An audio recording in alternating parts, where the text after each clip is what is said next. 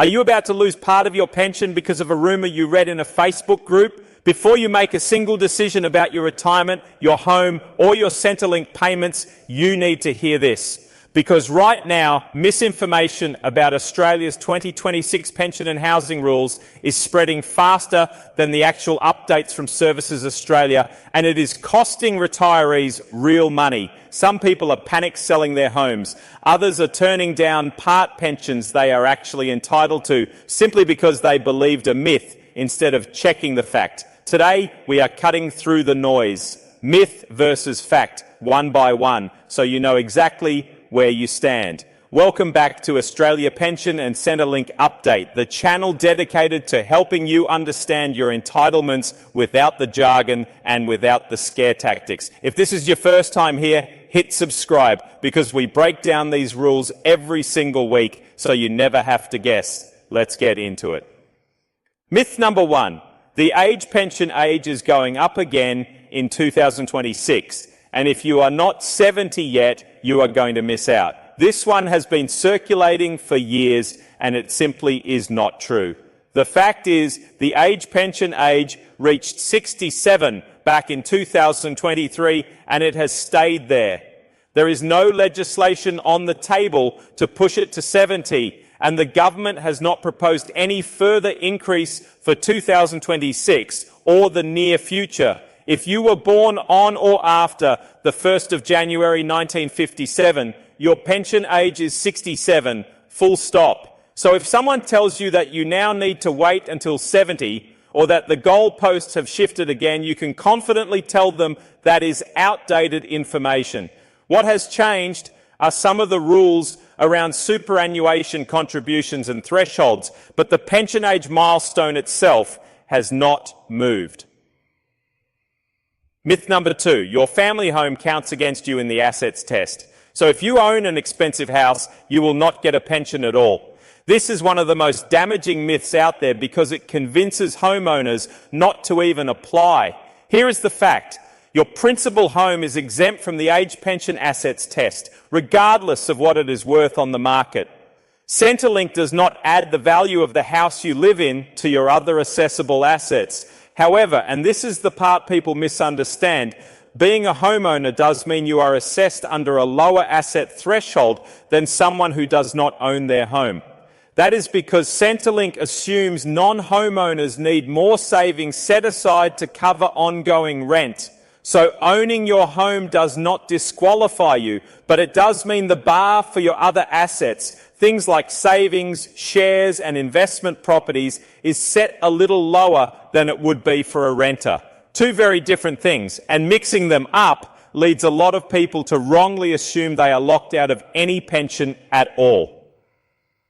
Myth number three, pension payment rates and the asset test thresholds all change on the same day, so you only need to check once a year. Not true, and this trips up even people who have been on the pension for years. The fact is, these are separate systems moving on separate calendars. Payment rates themselves are reviewed in March and September each year, tied to movements in the Consumer Price Index and other cost of living measures. The asset test thresholds, the amount you are allowed to hold before your pension starts reducing, are typically adjusted in July. So you could see your threshold change in the middle of the year with no change to your actual fortnightly payment, and then see your payment rate move separately later on. If you are managing your finances around a single date, you are working with incomplete information. Mark both review periods in your calendar, not just one. Myth number four, if you sell your home to downsize, that money instantly counts against you and could wipe out your pension.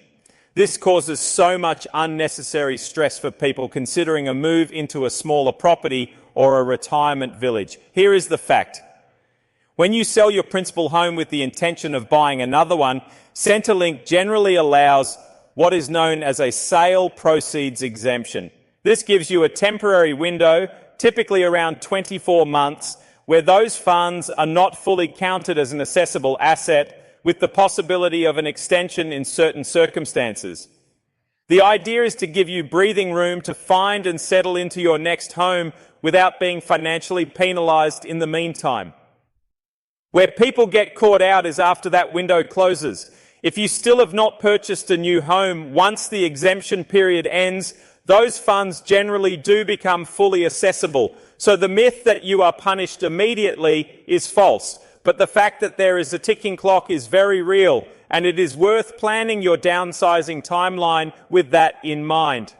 Myth number 5, gifting money or assets to your kids before you apply for the pension is a clever loophole that has no consequences. This is one of the riskiest myths because it can actually backfire and reduce your payment. The fact is Centrelink has clear gifting rules and limits. If you give away money or assets beyond the allowable limits, Centrelink can still count that gift as if you owned it for a period of time. This is sometimes called deprivation, and it exists specifically to stop people from artificially lowering their assessable assets right before applying. So instead of boosting your pension, an oversized gift close to your application can actually leave you assessed as though you still hold that money. If you are thinking about helping out family members financially, it is worth understanding the allowable limits first, rather than assuming there is no downside.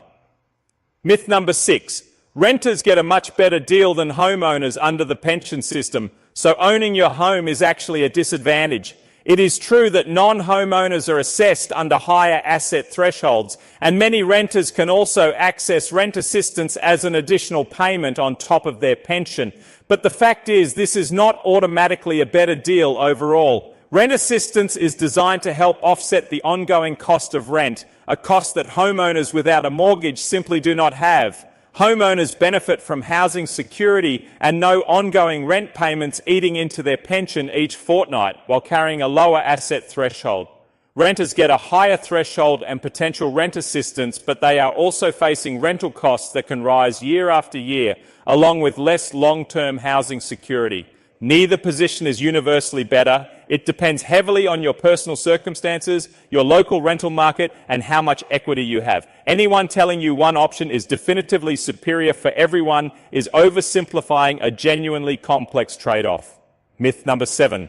Once you are assessed and approved for the pension, your rate and eligibility are locked in and Centrelink will not review it again. This is a dangerous assumption because it can lead to underreporting or overreporting your circumstances. The fact is your pension is subject to ongoing review. Centrelink regularly reassesses recipients as thresholds are indexed, as your personal assets and income change, and as your living arrangements shift. For example, if you move in with a partner or become a homeowner after previously renting.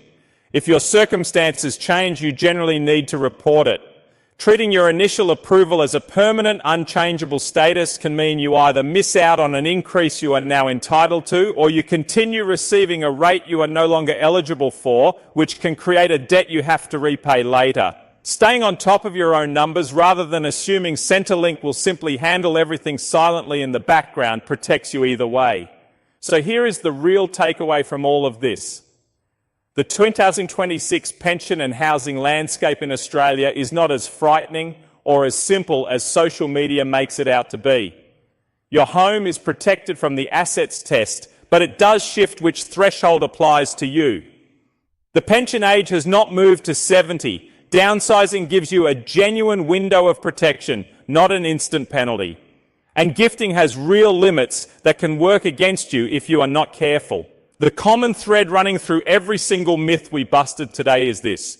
General information you hear secondhand is a starting point, never a final answer. Your situation, your assets, your living arrangements, they are unique to you, and the only way to know exactly where you stand is to check your specific circumstances against the current official thresholds or speak with a financial counsellor or Services Australia directly before making any major decision.